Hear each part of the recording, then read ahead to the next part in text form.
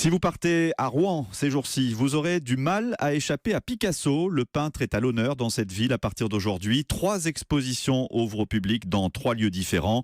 Ça s'appelle une saison Picasso à Rouen. C'est un événement européen. Exposition au musée de la céramique, au musée de la ferronnerie et une 3e au musée des Beaux-Arts. Diane Chenouda nous l'a fait découvrir en avant-première ce matin sur Europe 1. C'est la période normande de Picasso, très peu connue et pourtant si féconde.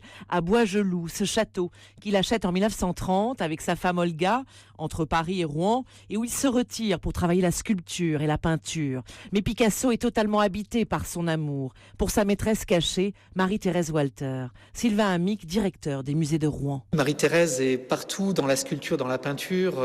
Elle est parfois reconnaissable avec ses cheveux blonds.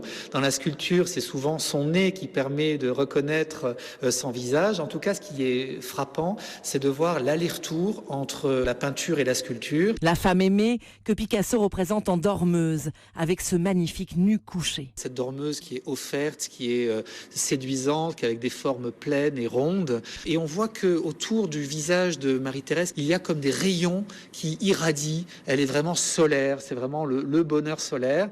Et alors, ces formes sont aussi rondes comme des fruits. On compare souvent les seins à des pommes, mais alors là, c'est vraiment évident. Et d'ailleurs, plus bas, il y a des feuilles, une pomme, une poire. La nature qui a inspiré Picasso.